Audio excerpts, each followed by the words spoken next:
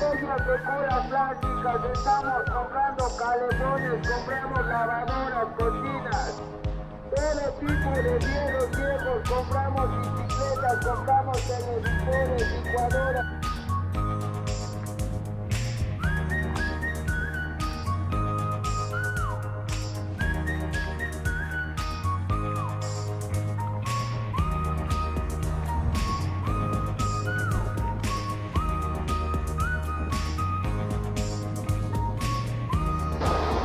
Buenos dias.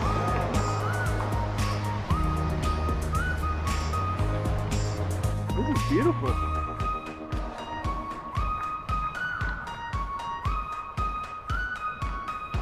Seen all kinds of spots for hammocks.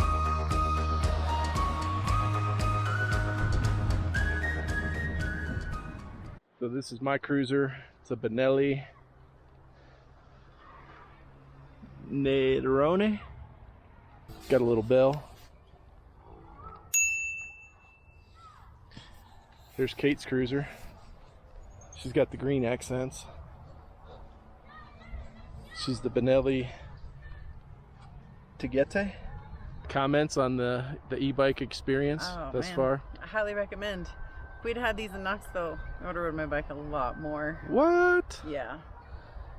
Except it's hot. It's hot in Knoxville. It is hot in Knoxville. It's like, what is it right now, 70? Right here? Yeah, probably. About 70 degrees, low humidity, Yeah, light breeze. Perfect weather, for sure. Now, this is... Partly cloudy. Really happy with this purchase and the idea to get these bikes. They've been a lot of fun. So after that bike ride to Paraíso Parque, we put our hammocks out, got our first hang in this park in Cuenca.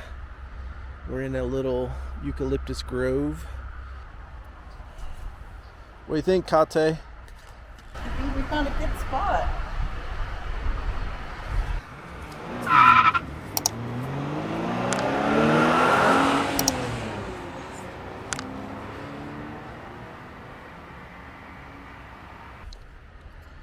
Bienvenidos. Bienvenidos. I'm Kate. I'm Matt. We are Flynns on the fly. Several months ago, it seemed like the perfect opportunity to shake up our lives and make a great escape. And so we did it after spending 6 weeks traveling all around Quito and exploring as much as we could. We headed south and decided to make Cuenca. our home. Cuenca, Ecuador. So we've been in Ecuador total just over 3 months. We're coming up on 7-8 weeks in Cuenca, and we thought we'd give you an update as to how things are going. This is like real life stuff of middle-aged expats, first-time expats, and what life really is like to us. Yeah, because we're not, a lot of people are traveling full-time, and a lot of other expats here are retired, and we are neither of those, so we don't fit into any particular box when it comes to that. We wing everything, pretty much. And in 2 months, we had just moved into a little tiny apartment that had a wonderful, spectacular shared terrace and an amazing view. And we're moving again. It's not going to work. It's not going to work.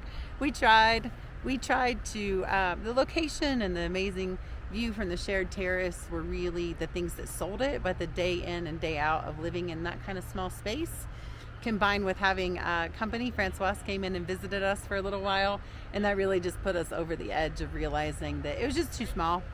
Still a great location, still great view. It's just we wanted more space. Yeah, we're done. We're done with that place. We're moving on. Someplace cooler. So the next video will be from the new spot that has a huge private terrace with an amazing view and 3 bedrooms, 2.5 bathrooms. So I'm sure we'll do a video tour of that once we get settled in. Right now, though, we're coming to you from beautiful Paraíso Park. Paraíso Park. Paraíso. Probably saying that wrong. This place is pretty spectacular. We found a cool spot to hang hammocks and take it all in. Super cool place. Happy to have this, just a short bike ride away for sure. Our hammocks are hanging in eucalyptus trees, so it smells fantastic. You just can't get too relaxed though, or you might get knocked in the head by a falling branch. You gotta watch out for branches. and little nuts that drop from the trees. But other than that, we're used to it. So we are having some continued digestive things. We are, I think, we're on the other side of all that. And a few of you in the comments asked for an in-depth video on digestion and the changes we've gone through here. So stay tuned. We will be bringing that to you, I promise. Or a blog. Maybe it's a blog. Or a blog. No. Some things. It won't be for the faint of heart. Yeah, some things. It's just different. You know, we are not shy to eat local food. We're not shy of the water. You know, we drink clean water, but we drink and eat everywhere. You know, some expats, I think, are way more reserved and cautious. We've been out there with it. And we have the intention that, you know, our bodies will eventually submit. Gut flora will it take will it adapt and adjust, and eventually it'll be fine, no problem. Right. I'd say the biggest challenge we're having right now is just making that transition from kind of being here on vacation and adventuring and settling into what real life day-to-day looks like here. Finding a routine, making a routine, finding a routine, having a routine, settling into a routine. Getting up at the same time every day is a routine. Just anything. These are things we haven't figured out. We are starting to find some community. The tennis group down here started up twice a week, and I've already had a couple lessons with a pro down here named Diego. He's amazing.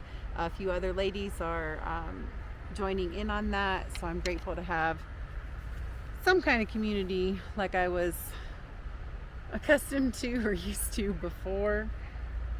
And then I'm also signed up to take a watercolor course that I'm excited about. I feel like being around other creative people will help me find that flow and get more clearer on what it is I want to create here and what my work will look like. I'm sleeping in. I'm doing some yoga haphazardly, definitely not religiously like Kate does. Going to meetings, probably mostly two meetings a week, nooners. Meetings a little different here. Very grateful for the meetings and very grateful for the people and the community that is there. We wanted to be walkable neighborhood, walkable areas, and sometimes that walkableness is 7 to 8 miles a day. I mean, that's what we're clocking regularly, and that's also why we're trying to stay ritualistic, religious in our practice of yoga, because when I do that helps my feet so much. Routine, though. Yeah, and it makes it so the 7 and 8 miles aren't a big deal. But if I'm not doing yoga and I'm walking that, my feet are hurting. So. And the 7 and 8 miles is like because we're just still exploring things. You know, we're still trying to find out like where do we like to hang out during the days, or where do we want to be? What parks do we want to be in? What places do we want to eat at? Where do we want to get coffee? Let's be real. Right? We have rough. found a couple options for co-working spaces, though. If we decided we don't want to work in the house and we need to get out, we'll probably do that in the future. Just being around other people in a groove of working, like I said, I think will make a big difference in our experience. And I found a Facebook group down here. My friend Christina just started it, so it's pretty new. Renegade Ladies in Cuenca. I think it's for younger expats that aren't retired. I'm excited to talk to other women in the same kind of circumstance that I'm in, because I think that that's really important. It is important because we are young expats, and most people here are older and retired.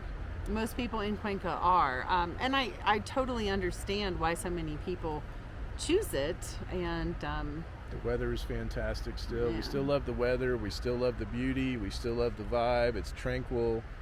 It's fantastic living here. It's still an adjustment period, and I'm sure it'll take a while.